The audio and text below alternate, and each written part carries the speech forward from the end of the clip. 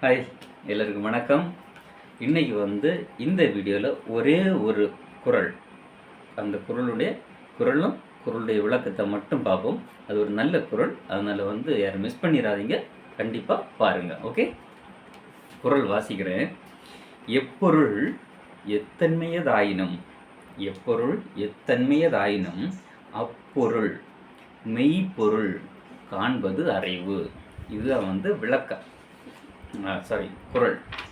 இதனுடைய விளக்கம், எப்பொருள் எத்தன்மையதாக தோன்றினாலும், நம்ம பார்க்கறதுக்கு அந்த பொருள் எத்தன்மையதாக தோன்றினாலும் அத்தோற்றத்தை மட்டும் கண்டு மயங்காமல் அந்த பொருளின் மெய்யான உண்மையான இயல்பை தெளிவாக காண்பதே அறிவாகும்.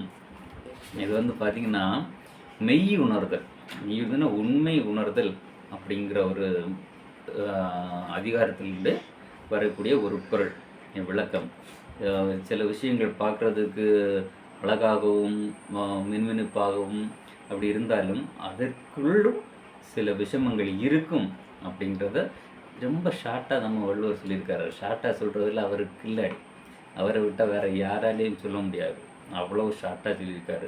அதனால் பாருங்கள், இந்த விளக்கத்தை அழகாக கொடுத்துருக்குறாங்க. எப்பொருள் எத்தன்மையாக தோன்றினாலும், சிலது பிரம்மாண்டமாக இருக்கும், சில ஆட்களை பார்த்திங்கன்னா அப்படியே கம்பீரமாக இருப்பாங்க, அப்படியே பாடி கட்டில் அப்படியே வச்சு, ஆனால் பேசினா குழந்தை மாதிரி பேசுவாங்க.